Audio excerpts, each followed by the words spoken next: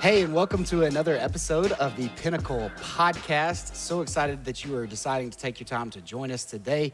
My name is Caleb. I'm the Connections Pastor here, and we are continuing in a series on marriage. We've been going through a series in our podcast called For Better or Worse, and I am really excited today to have Miss Katie Neiswonger join us. Katie, thank you so much for being here. Thank you for having me. Yeah, Katie's a local counselor and counsels individuals and couples. And so, Katie, just thank you for taking your time to spend with us as we tackle another topic on marriage today. But before we get into our topic, we just want to remind you, if you haven't yet, please take a minute, subscribe to this podcast wherever you're listening. If you're watching on YouTube or if you're listening on the podcast app, subscribe, leave us a review. We would love to hear from you about our podcast. So let's start tackling today's topic. We are going to be talking about distractions and distractions that come up often in our marriage. So Katie, how would you define a distraction, especially when it comes to marriage?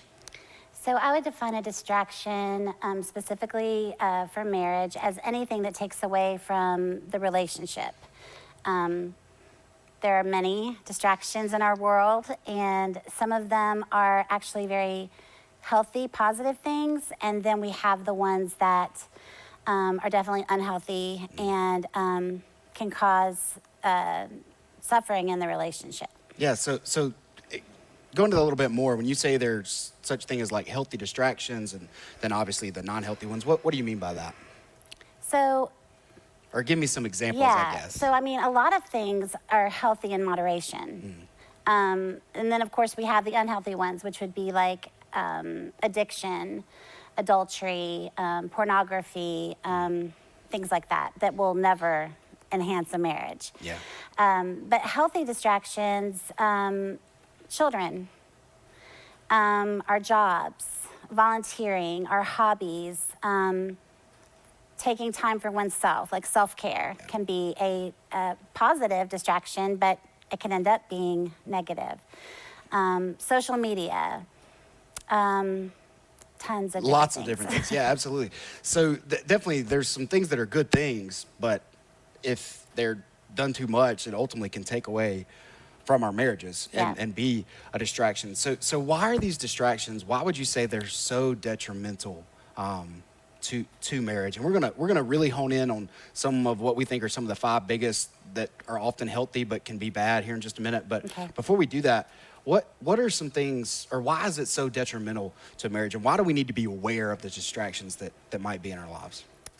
It's detrimental to marriages because even the positive things that steal our time and our energy, our emotional energy, our physical energy, our mental energy, it's taking it away from the marriage relationship.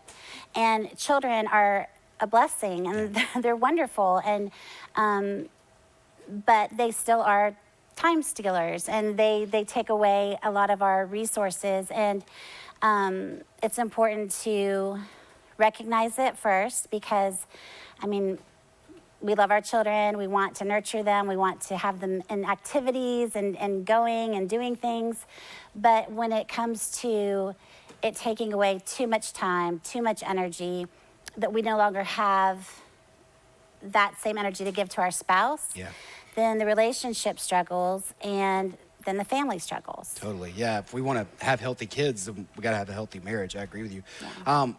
I know you were talking earlier, too, as we were having a discussion before. One of the big reasons we need to be aware of distractions is sometimes distractions stop us from having difficult conversations or tough conversations that we actually need to be intentional about having in our marriages. I know you were speaking on that a little bit. Yeah, absolutely. I mean, sometimes we know that we have certain distractions, certain things that are keeping us from facing the hard conversations that we need to have. Yet we keep going on with the distraction because it protects us from being vulnerable with our spouse about what needs to be discussed. Yeah. You know, staying on your phone, working out, all of these things, nothing is bad in moderation. Not nothing, but those things aren't bad in moderation. But when it keeps you from being able to sit down and connect and have real conversations with your spouse, then it becomes a negative. Yeah, we've been talking through this podcast a lot during this series, and I think one of the biggest things I know I've taken away from it is communication is so key to any marriage, and sometimes that means having difficult conversations. And Right. I think it is, like you're saying, it's real easy to hide behind some of these distractions and put all our time and our focus and our energy into these things so that we don't have to communicate. It's real easy to hide behind some Absolutely, of those. So, absolutely. And sometimes I see, couples come in for counseling, and they both are saying the same thing about the other. She's always doing this, or he's always doing that, and we never take time for each other, and we never connect. And so, of course, then that's my aim in counseling, is getting them to put things aside and really come together.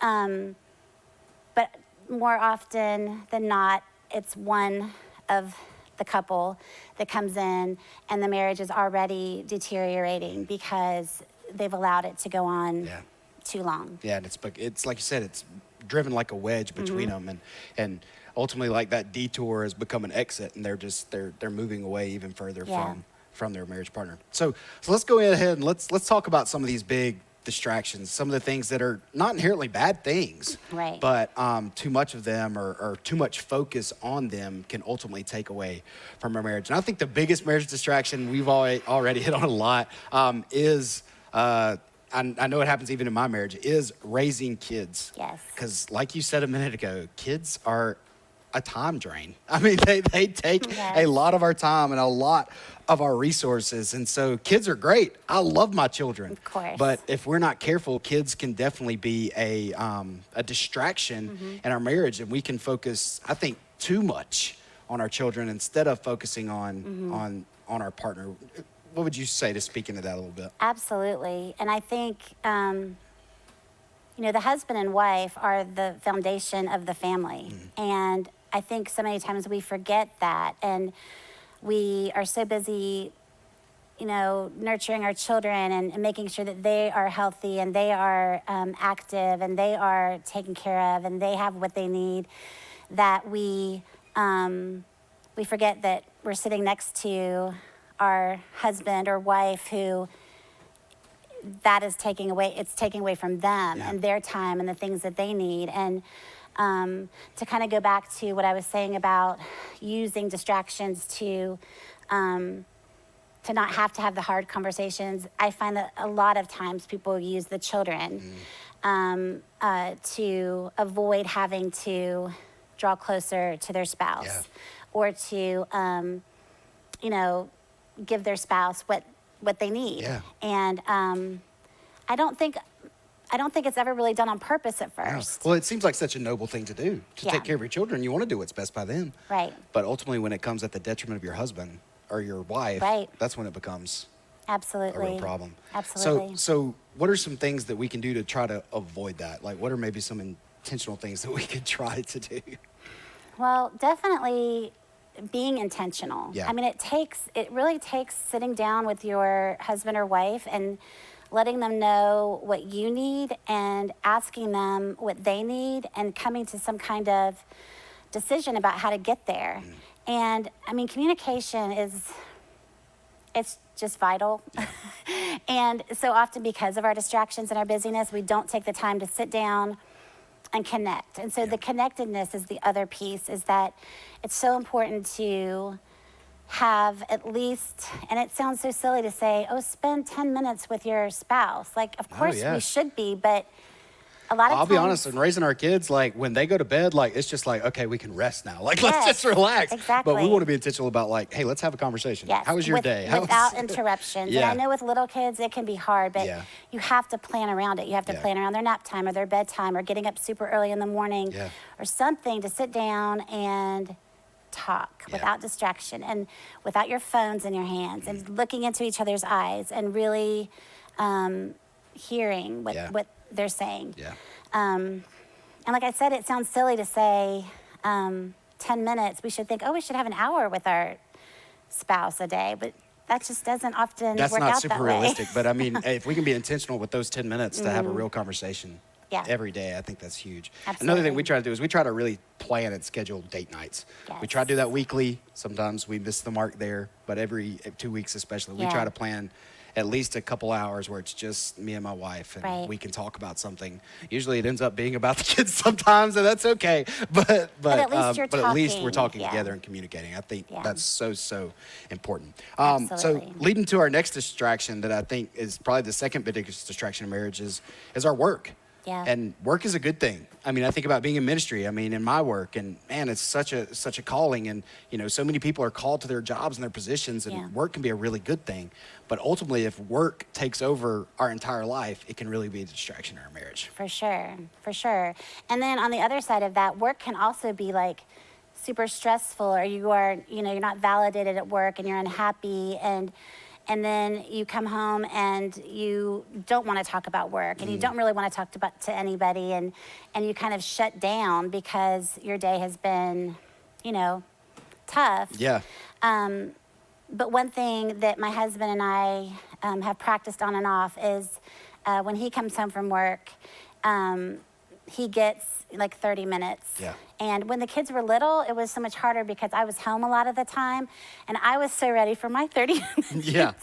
And so we had to come to an agreement about like having that time of like decompressing, because you have to do your best to leave work at work, and it's a challenge for Yeah. sure. Yeah.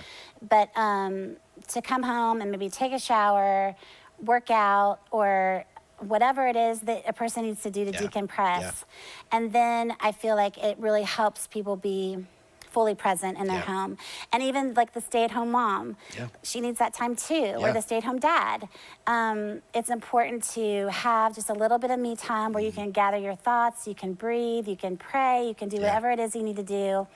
And Yeah. then you can engage as a I family. call that my driveway prayer. Like every day when I get home, like Yeah. I'll literally like my neighbors might think I'm crazy because I'll get home and I'll sit in my car for like 5 to 10 minutes, and like whether it's listen to music or I'll pray or I'll do something where I really just try to transition effectively Yes. from work into home, because my wife is a stay-at-home mom and Yep. I've got a 4-year-old and an almost 2-year-old, and I don't know what the day's been like and what I'm about to walk into, and so I really Absolutely. try to transition from work to home effectively so Yeah. that I can be fully present for my family and ultimately for my spouse, Right. so it doesn't become something that distracts me from being there for what Right. she needs. So let's talk about our third next biggest distraction, which is so prevalent, I think, in today's culture, and that's technology. That's these little devices that we carry around in our pockets at all times, and Yes.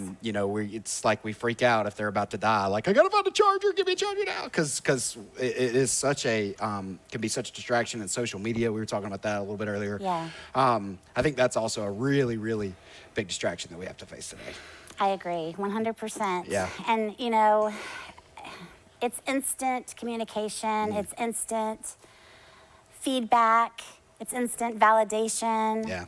And I mean, I know I struggle with it sometimes. And I remember one time my husband, this was before he had Facebook, but I think he looked at my phone or he looked at something.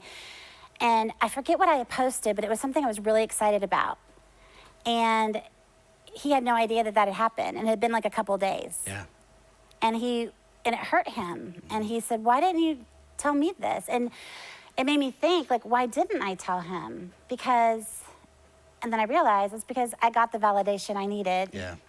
from people hitting the like Yeah. or the heart or whatever it was.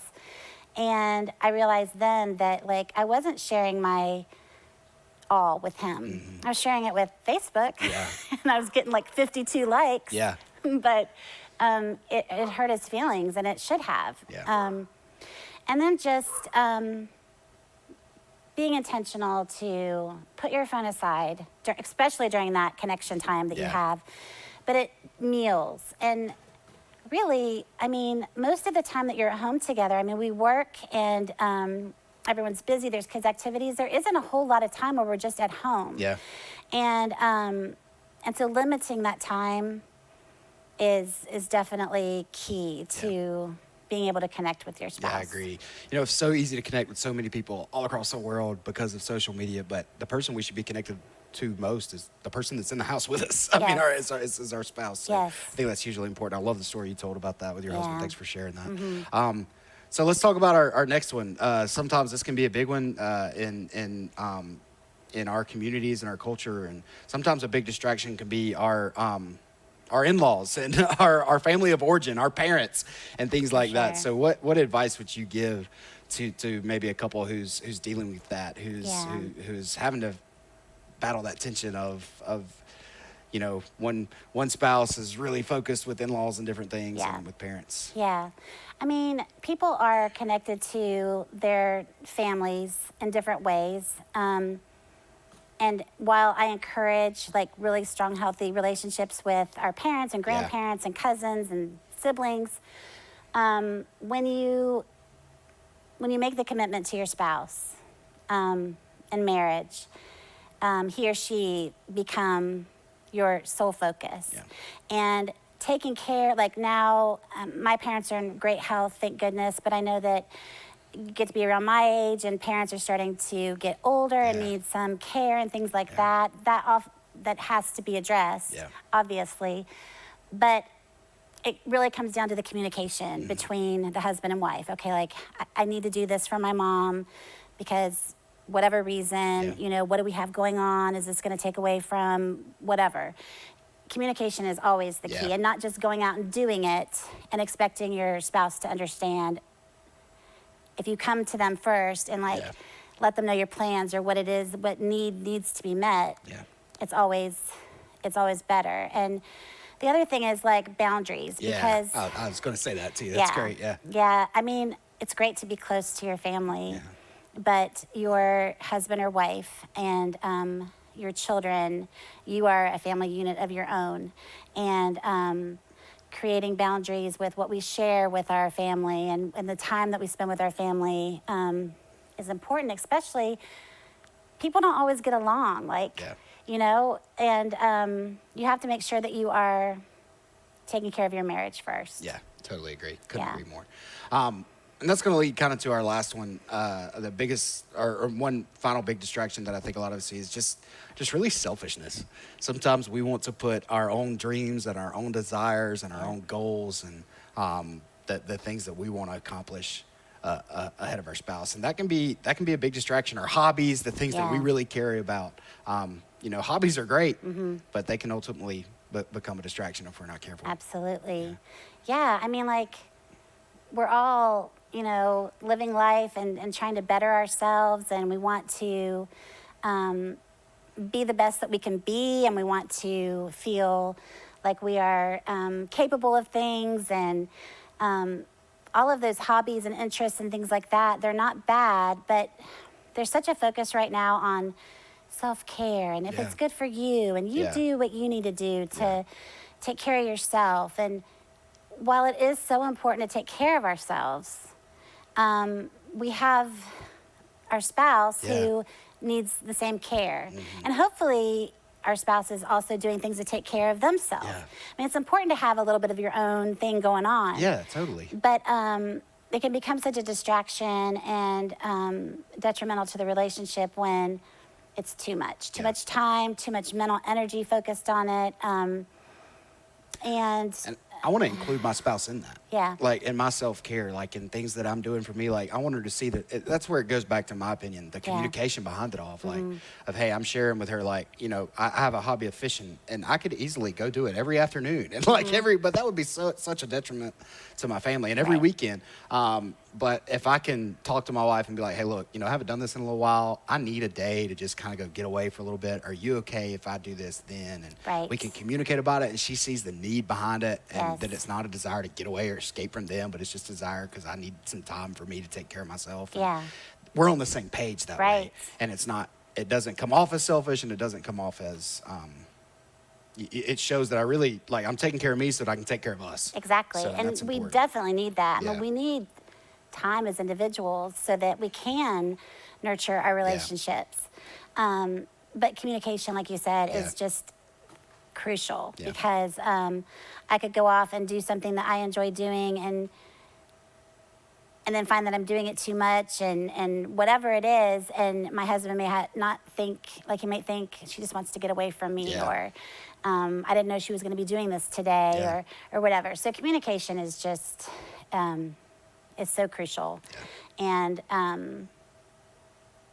then just, coming together to like really try to understand each other. Because even if my husband said, I'm going to go play 18 holes of golf today, and I'm thinking, no, I really wanted us to do this, a project or whatever, then you have to sit down and talk about it, because you're not always going to come to an agreement. Yeah, totally. It's not always going to be okay.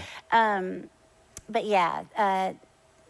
me time, self-care, all of that is so important for a person's mental and emotional and physical well-being. But it has to be something that you communicate with your spouse. And the thing is like, if you think about your best friend or your sibling, or like you talk to them about, I need this time because, whatever, we should be talking the same way to our spouses. Yeah, I agree. Yep. Totally agree. Not becoming like automatically defensive, like I need to do this for me, and being like super charged. You can have a decent conversation. That's great. I love it. Well, this has been great. Thank you so much for your time today. I really appreciate it. If we're gonna kind of wrap this up, what would you say to the couple who maybe right now they find themselves dealing with some of these distractions? What would be your kind of next step, your best piece of advice for them? Do what you can to sit down and spend some time talking about each of your desires and concerns. Write it down. I remember when I was in a place where I really had a hard time asserting myself, I would often just write things down, and then I would read it to him. And then it was there. And I don't have that problem so much anymore. But, no, I understand. But talk, like really talk to each other and be vulnerable. I mean, sometimes we're trying so hard to create this like strong facade that like, you can't hurt me, this can't hurt me, whatever. Be vulnerable. I mean, you love each other, and so communication. It's so key. We've talked about it all the time. My wife and I, we went through a battle of this where work was such a distraction for me at one time in our marriage, and it led to us to get some counseling. And it was really when we communicated about it. And she knows that it's a struggle for me, and so she was able to help me through it, to help me battle that distraction, to be upfront with what her needs and her expectations were, and it allowed us, just when we were able to communicate and talk about these distractions, to really move forward in a better place in our marriage. And a lot of times people, like the spouse, may not know that there even is a problem, and so the communication first, and then definitely seek out like a pastor, a counselor, a mentor, like someone that you can trust to be invested and accountable to, and someone that you can just lean on, because we all need a little bit of Absolutely, especially in this season, for sure. Well, Katie, thank you so much for being here. Thank you so much for tuning in today, as we're wrapping up our marriage podcast series, For Better or Worse. We would just want to thank you for your time. And again, if you found this content helpful today, please give it a like, share it with a friend on social media, or send them a text with the link. We would love to hear from you also, so leave us a review and make sure you subscribe to our podcast. We'll be back soon, as we are going to be continuing our Pinnacle podcast, and we hope to see you again then. Thanks.